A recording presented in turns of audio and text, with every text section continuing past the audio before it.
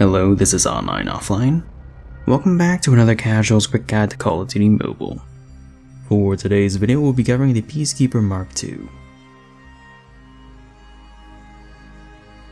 Introduced in Season 13 of 2020 along with the QXR, the Peacekeeper is an automatic assault rifle that appeared in Black Ops 3 and 4 behind supply drops. The first Peacekeeper was an SMG in Black Ops 2 allegedly chambered in 5.7. And it was the first DLC weapon to be added to the COD franchise.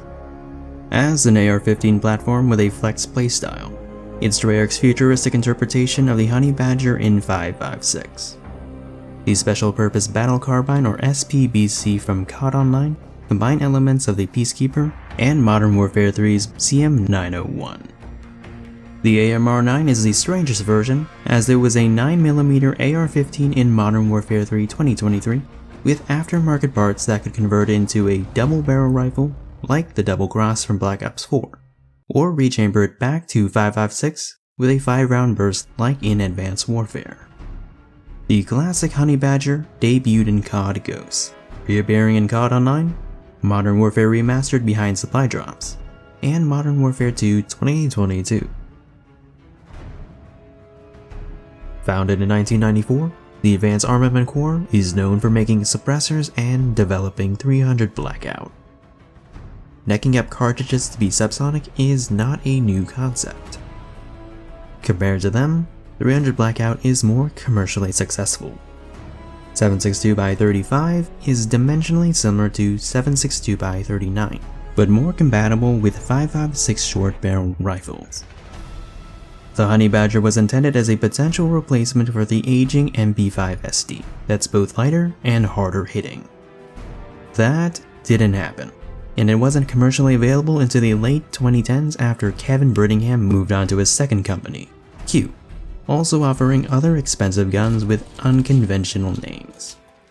The Sugar Weasel is a more traditional, affordable alternative to the Honey Badger.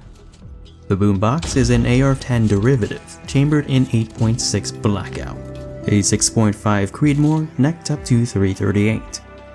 The Fix and Mini-Fix are ultra-light, compact bolt actions. They may not have been the one to take over Spec Ops, and they have an aggressive reputation like an actual Honey Badger, but they paved the way for civilian subsonics. Back to Call of Duty. Base damage per shot is moderate, with the standard 4, 5, 6 shots to kill. The fire rate is moderately slow and identical to its BO3 version at 652 rounds per minute. This time to kill is slow at close to mid-range and average at best at long range. It doesn't help that its base effective range is 26 meters, thus it's very dependent on its more specialized barrel attachments. Headshots are 24% extra damage, and just one can extend its 4-shot potential into its second range. 2 can extend its 5-shot potential to its third range, but this is not easy. The chest and arms are 15% extra, and it's what you will have to rely on, but you'll have to land most or all of your shots there at mid to long range to make a difference. The Peacekeeper has 2 barrels that increases its fire rate. The first is rapid fire. In exchange for hurting ADS bloom and neutering range, it becomes an entirely different weapon. Base damage in the first 2 ranges are increased, while the last 2 are decreased. The fire rate is similar to what it was in Black Ops 2 at 741 rounds per minute. What this entails is a 3-shot potential to the chest and arms in those first 2 ranges. Beyond this, it's an uphill struggle to keep time to kill average. You don't have any options to soften this blow to your range except for maybe the long shot weapon perk. What makes the Peacekeeper worth using is the other barrel, Taskforce. Your fire rate is now 718 rounds per minute, and this is close to its Black Ops 4 counterpart. Unlike rapid fire, it increases your range by 50%. What was once a gun with unimpressive range and time to kill is now solid at all ranges. The caveat is your recoil is amplified, both by the drawbacks and its new fire rate. In terms of mobility, the base movement speeds are above average for an assault rifle. The newly buffed base strafe speed is the second fastest in its class, only behind the BP-50, but some other ARs can achieve faster maximum strafe speeds depending on attachments. The base mag size is the standard 30, but can only be extended to 37 and 40. So if you're using either the barrels that affect your fire rate, you may want to use vulture or ammo boxes if you want to maintain a streak without running out of ammo. Reload cancelling is solid, and you can do so as soon as the mag touches the mag well.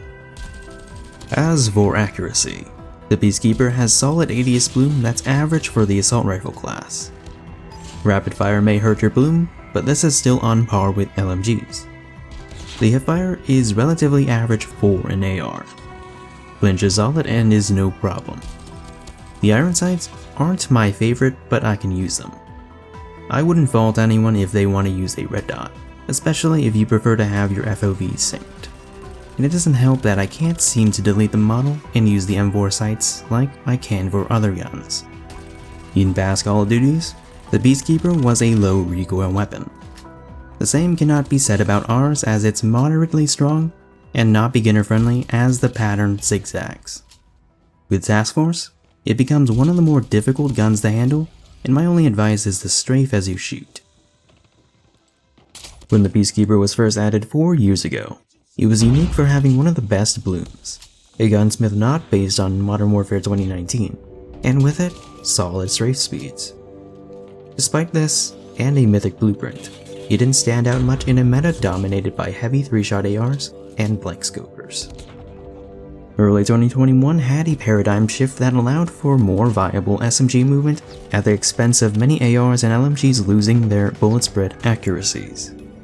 Meanwhile, the Peacekeeper was mostly unaffected and became a hidden gem for those that could handle its Taskforce recoil. Later that year, Disabled allowed for ARs and LMGs to attack anywhere in the body to counter this newfound SMG movement. 2022 was more eventful. Its horizontal recoil was toned down in Season 2.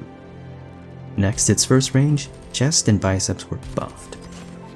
Next, the full body version of Disabled was removed from ARs and given to snipers and marksman rifles.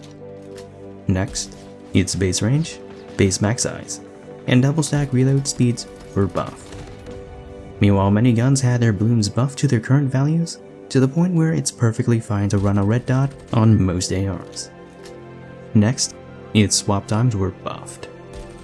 With so many back-to-back changes, what did it take for the Peacekeeper to finally be acknowledged? Literally every other top-tier weapon to be nerfed, whether it be the CBR4, MAC-10, KSP-45, the Thermite, etc. Even then, this glory only lasted maybe 2 weeks, because both the QQ9 and Switchblade were buffed. The HVK as we currently know it was still unknown, and not everyone was on board with the Peacekeeper's recoil, even after its buff. When it was its time to get nerfed, the CBR4 was unnerfed. The end of 2022 was gracious enough to slightly scale back this range nerf. Early 2023 optimized its performance, followed with minor buffs to its initial bloom and flinch. Halfway through the year, the forearms were buffed to match the chest and biceps for better odds of achieving its potential time to kill. To accommodate for the addition of bullet impact, the flinch values for the rear grips were adjusted. Mid-2024 restored its lost second in the range value, and it recently got a shadow buff to its strafe speed to end the year. That brings us to today. What are my thoughts on the Peacekeeper?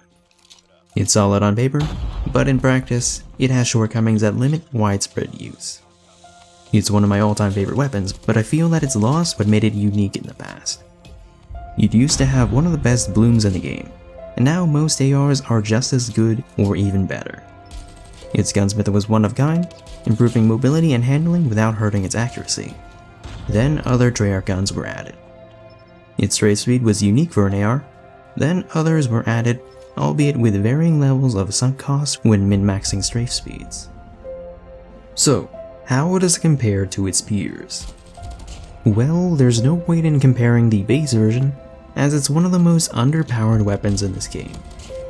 Do you know who else has a similar fire rate, but has a 3-shot potential with easier recoil pattern? All of the following. Rapid fire is most similar to the QQ9 and 10mm. Both are high-risk, high-reward weapons intended for a hit-and-run playstyle. If I had to pick between them, I'd go with the QQ9 for its superior movement, handling, iron sight, and the ability to still use range attachments. Sure, the Peacekeeper would still have better bloom and flinch, but those aren't as relevant in close quarters. What about Taskforce? It'll have the advantage against these ARs until they also start equipping range attachments. First, we have the Type 19, which doesn't strafe as fast as it used to. Peacekeeper is more likely to achieve its potential time to kill on paper, as it doesn't need double headshots like the Type 19.